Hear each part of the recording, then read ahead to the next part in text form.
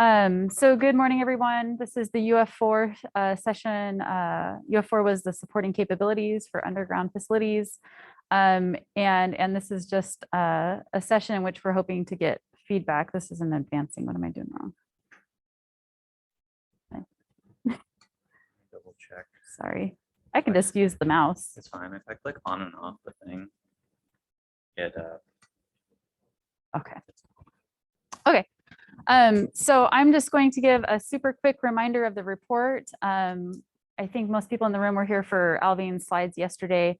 So I'll just kind of go quickly through that. But really what we want out of this session is to request feedback, get discussion, see what people thought about the report. And Alvin and I both have a Google Doc going that we can collect comments in.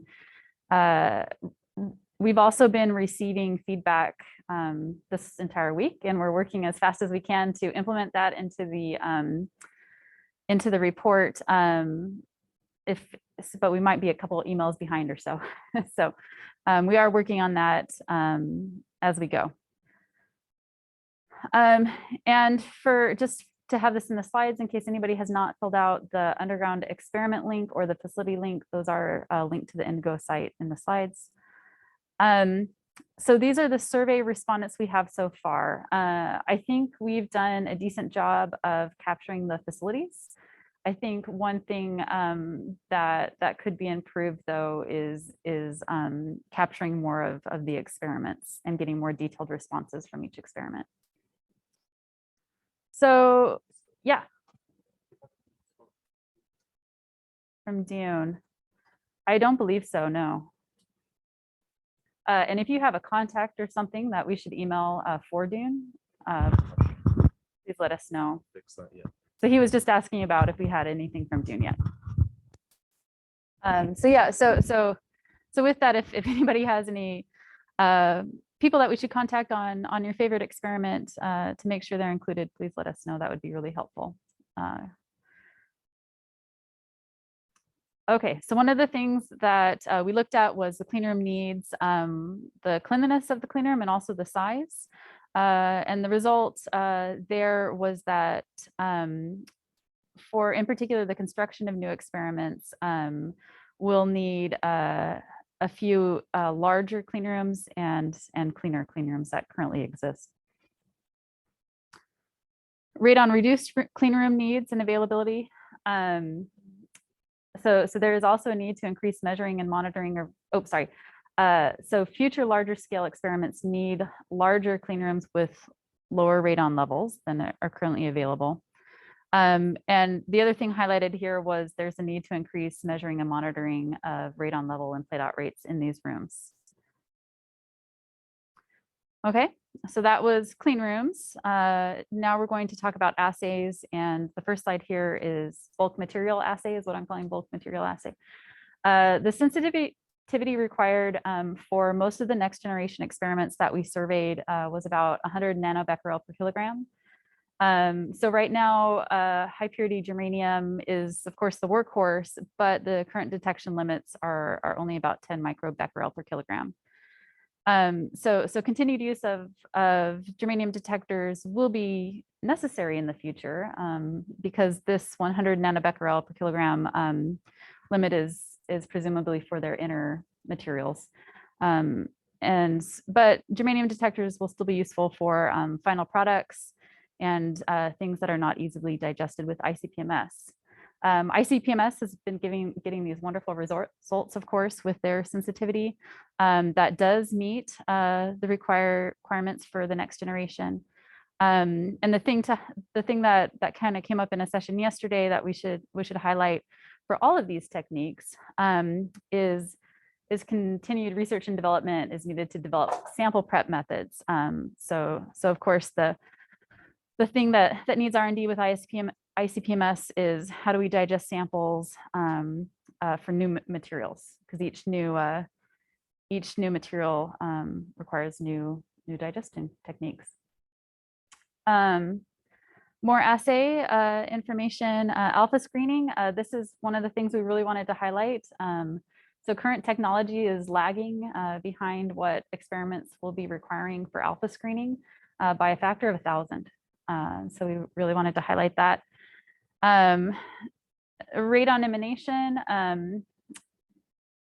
facilities appear sufficient, but you can always be better, I guess, is kind of the conclusion here. And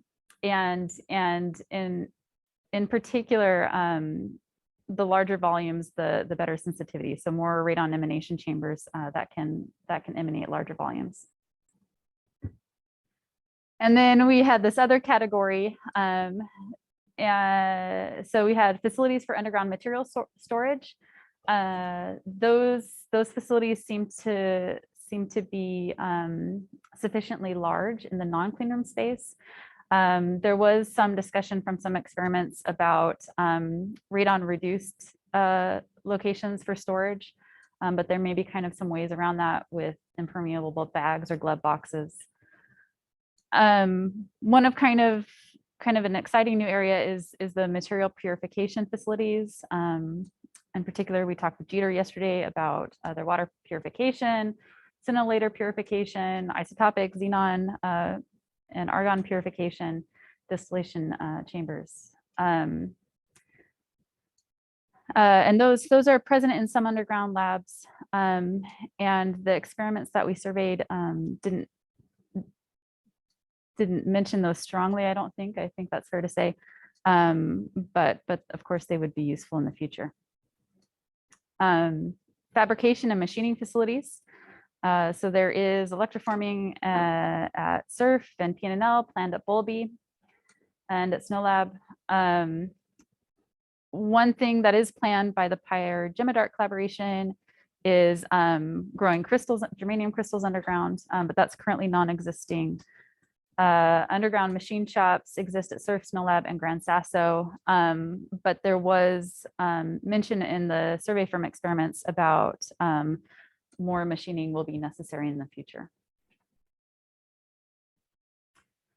Okay, so I think I just went through the conclusions on each slide, but I like Alvin's slide a lot, so I'm going to say it again. So what do we need? What does UF4 finding that the current,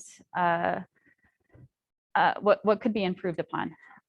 So some experiments require larger and or lower reduced radon clean rooms than currently exist. Dust assay sensitivity needs to be improved.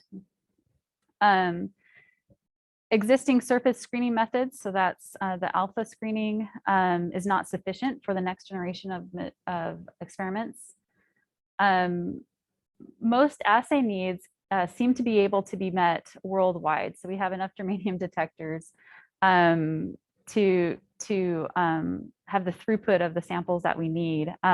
But that is assuming that we have complete efficiency and everybody is talking to each other and that sort of thing. And so this has been kind of harped on a couple times, but organized cooperation between facilities and experiment is going to need to increase to maximize our capabilities. And then improved assay sensitivity and maybe research and development towards improved assay sensitivity is needed for bulk and then the surface activity, and it can't hurt to do it for radon emanation either. And then more improved infrastructure for fabrication and particularly machining. So that's all I have. That's the 5-minute overview of our report. And now I'm just hoping that we can get feedback and anything we missed or anybody we should talk to that can provide more feedback. We're here and we've got our laptops open and ready.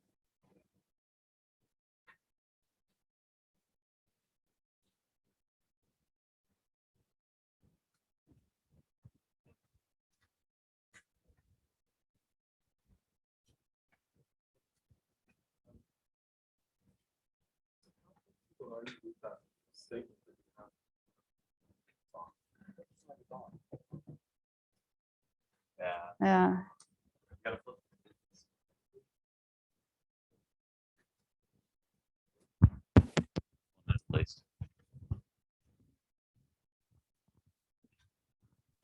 Could someone repeat the question, please? They're handing him a better mic. Yep. Can you hear me now? Yep. There we go. So how comfortable are you with that statement that you have enough assay needs in the germanium counters and the radon emanation systems? Because you did that simple calculation, which I think is just facilities divided by experiments. But you know, these come in waves. We're going to have the double beta experiments are all going to come now, and then you're going to have a group of dark matter experiments coming later. That's true. If people read that that statement, they may just, you know, say that's enough. Are you planning to sort of couch it, or? Well, we just did this. If you assume that each counter can do about 20 samples, and all of the counters were about the same sensitivity, all the germanium counters. So this isn't talking about radon emanation or anything, just the germanium counters. You know, then I think you can do something like 1,500 samples a year. Each experiment that we talked to said that they would do about 100 samples.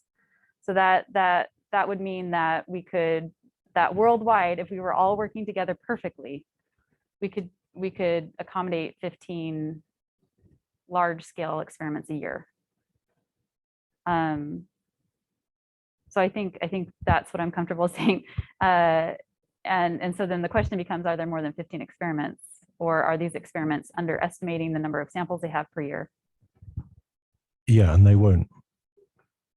Yeah, okay. I guess if that's what the experiment said, that's fine. But so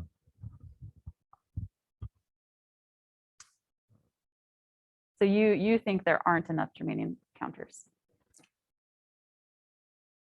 I don't know, but I was just thinking that these are going to come in, you know, they're all clustered. Right. It's not worked out that, you know, everyone takes their turn and has a year on the doing that assay and then moves on. Yeah, no, that was actually something that we were hoping to get from the survey, was a better timeline, but nobody knows their timelines, and so. And you spoke about cooperation between facilities. Do you have any sort of recommendations or ideas to make that happen? Well, we've started doing that a little bit. We've been sending samples to a couple of the different underground labs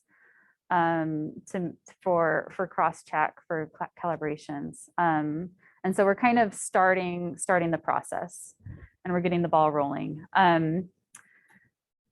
It's really, and of course there's the radiopurity.org website, which has the samples and sensitivities for a few different, but one could think about something like one portal that maybe everybody uploads. Okay, I have this ability here, this availability here on these counters with these sensitivities. You know, SURF has this, Gran Sasso has this. And then experiments could go to that one portal and then talk to the different, you know, low background counting labs and book time. Because right now it's, you basically have to contact the different labs. So it'd be nice if there was a central place where you could see, okay, SURF has this availability in March for 2 months or whatever, and Gran Sasso has this availability. So that would kind of be the lowest order thing you could do. You could get more and more cooperation as you go if you wanted, but that would kind of be the lowest step, I think, was just that everybody would share what availability they have on their counters. Okay, yeah, just to comment on the radio purity database. So I'm Chris Jackson at PNNL. We've started sort of trying to revive that and support the development of that a bit more, particularly in cooperation with SNOLAB. And yeah, we'd definitely be interested in trying to get more and more people using this sort of standardized reporting and sharing structure. And we're starting talking to some more people in Europe about this, but certainly in the US, I think more of us could be using that. Yeah.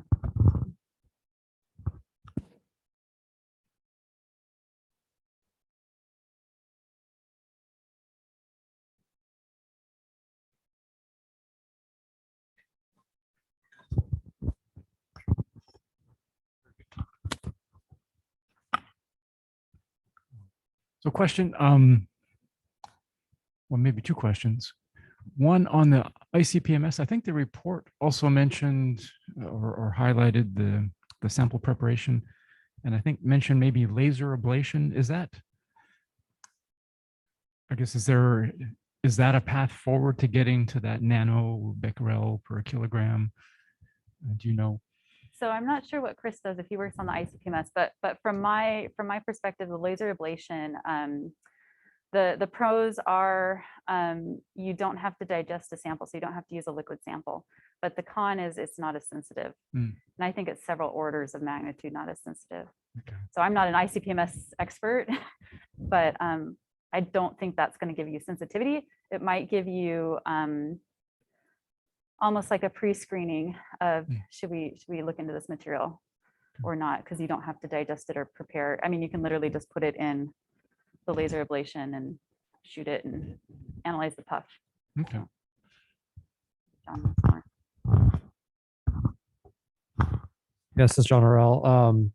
I'm not an ICP-MS expert by any means, but I think I understand it well enough to answer your question. The challenge with sample prep for laser ablation ICP-MS is you need a reference to be able to know what your collection efficiency is for the isotopes in our case that you're looking for.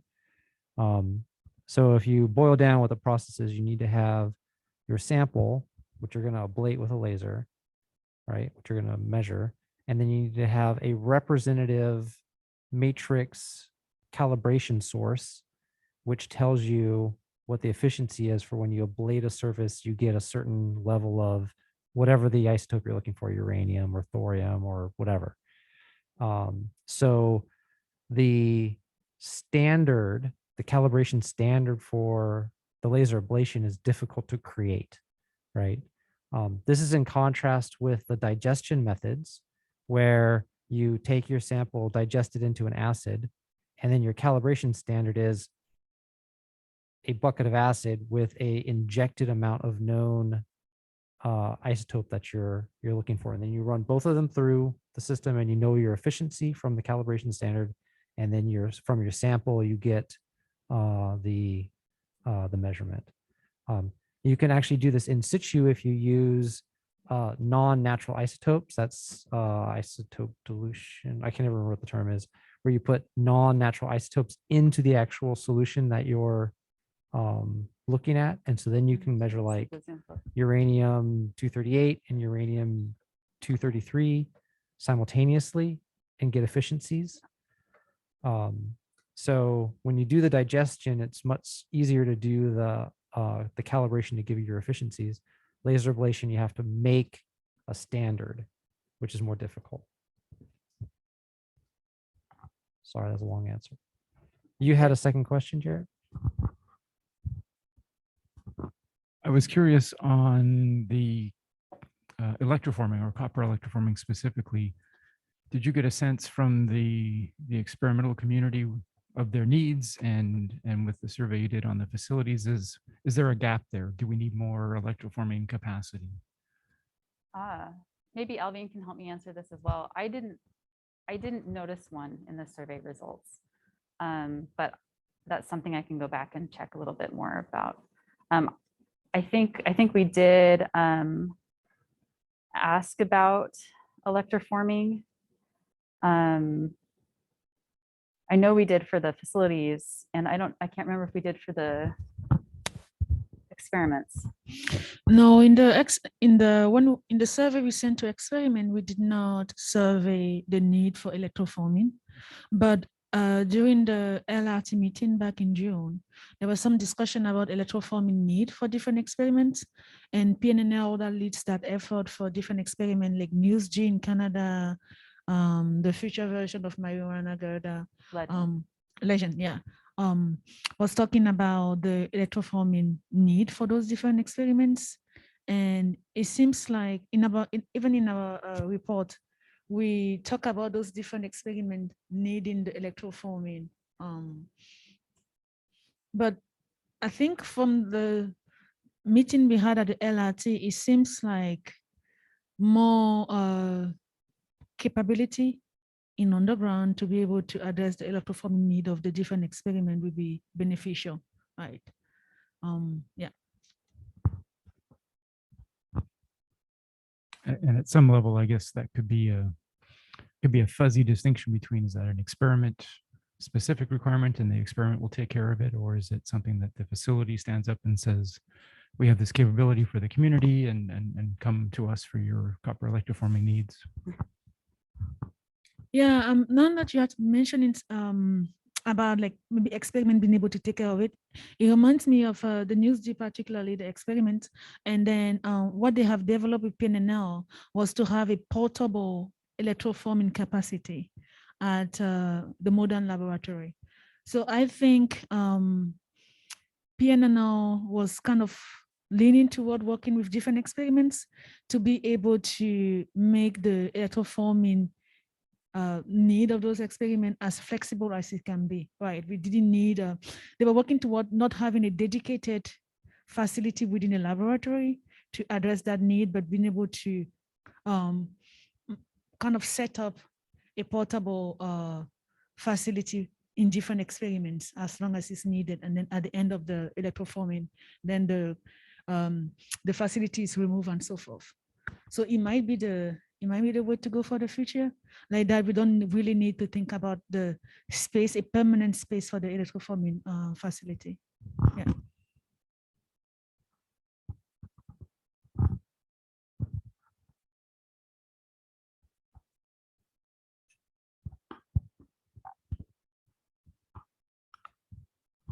Other comments or feedback?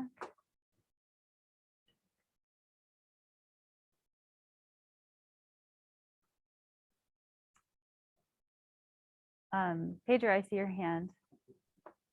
Hi there. Yes, a very quick and point comment. So thank you for writing the report, and thank you also for letting us know about this session. So I'm kind of representing Juno, and I realized that we haven't provided you with the information. So I think you already answered one of the questions I had, which was, can we still fill the survey?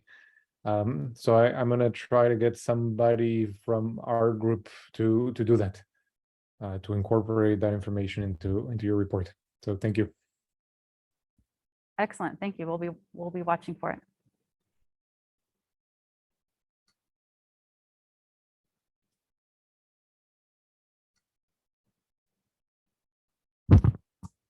One more quick question, Jared. Hi, Surf. Did you, from the survey, get a sense? We have a somewhat of a snapshot of the low background counting capabilities today. I'm trying to remember, was there a question about near-term or future expansion? So we have a snapshot of X number of counters today. Maybe in a couple of years, there's Y number of counters. I don't know if there was any data on that.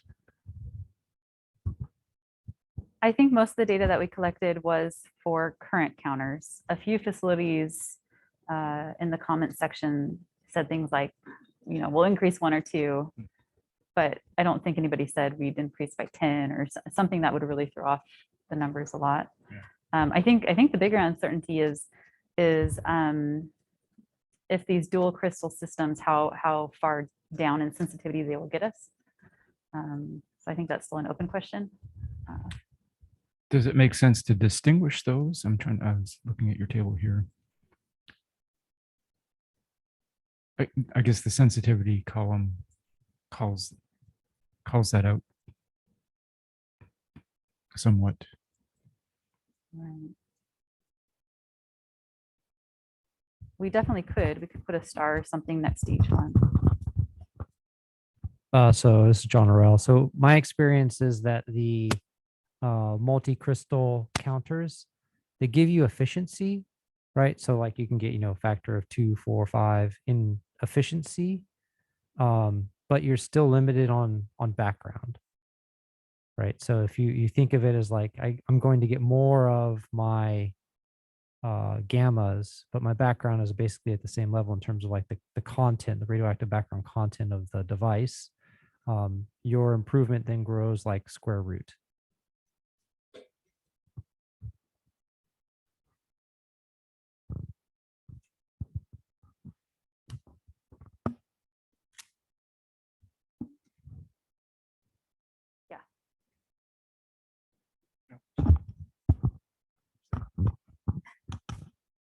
Alvin Kamara from UCLA. So perhaps we can try to address the fact that the current XIA detector sensitivity is a factor of 1,000 less than what current experiment need, if there is any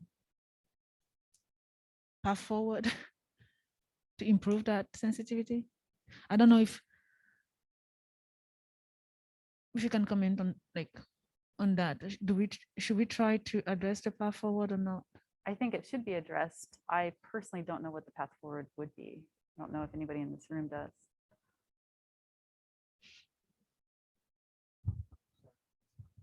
Oh, I was talking about the XIA, the alpha surface screening capability. Yeah, I don't know. We don't know. I was hoping somebody in this room we know or online.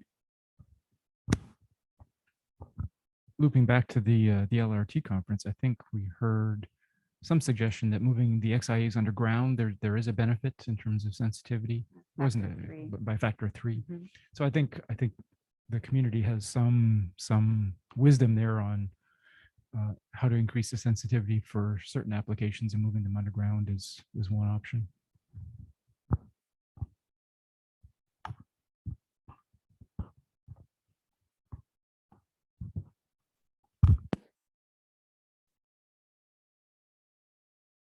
Well, great. Any final thoughts, final feedbacks?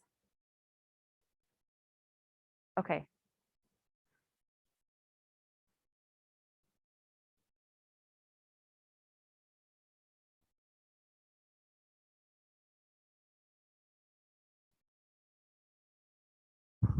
Okay, this is John Orell. So this is kind of like reading into the minutes, and that's not really a question. So in this room, just prior to this session, we had a cross-cutting with Instrumentation Frontier. It was intent to try to see if there was any gaps in what we were capturing in the UF reports, like broadly speaking. Mhm.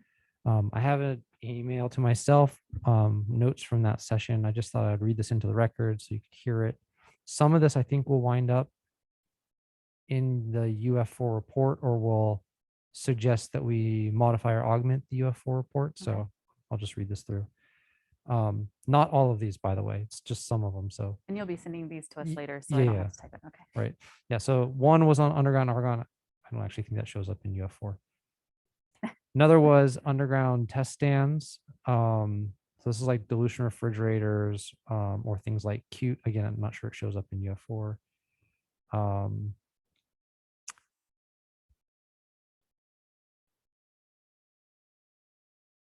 Underground crystal growth, which I do see in yours. There's like I think there's a sentence. That might be something we want to expand on just a little bit. From the perspective of when I read the current UF4 report, it's survey driven, right? So we might want to like take what you have there and then look for places where we could pull out and say, well, what is this thing that is mentioned, and provide a little bit more description Okay. of the why. Electroforming facilities was something that came up. Same thing, it's in your document, right? But maybe we want to have a little bit of additional description of what those are. Flesh it out. And then they said all the normal stuff. We want to know about radon reduction, crystal growth, electroforming, ICP-MS. And I said, well, okay, the start and the end of that are clearly in there. And we've already mentioned the other two. So that was what we kind of came up with in the UF-IF overlap. So it's just a few things, which I think suggest us looking back at how the UF4 report is organized to make sure we have the right like balance. Okay. That's my additional comment. No, thank you.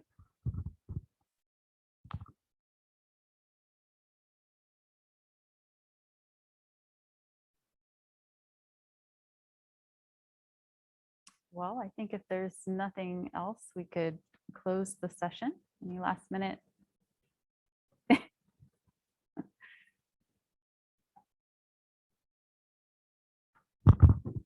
The underground crystal growth, do you have, the comment here was to add a little bit more on that. Do you know more on that?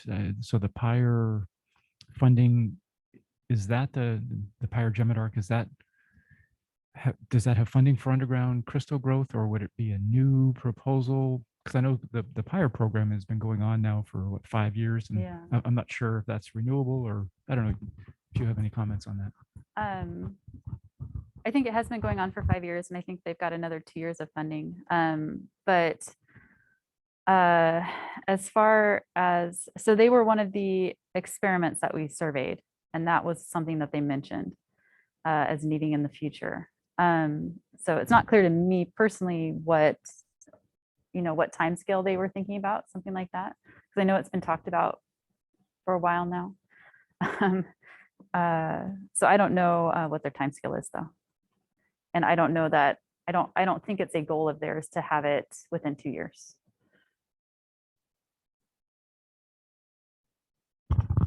We'll quickly mention that they have, PI for that project has reached out to SURF to at least inquire about opportunities for crystal growth underground. And it doesn't need to be very deep, and that's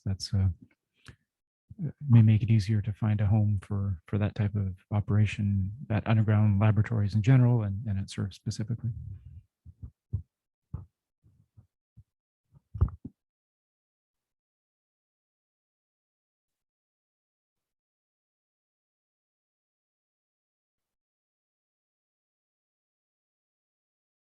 Awkward teacher silence. Final answer. Okay. All right. Well, thank you everyone for giving us the input. We'll try to get this turned around as quick as we can and get it back for a final look through. So thank you. Thank you for coming this morning, and thank you for your feedback.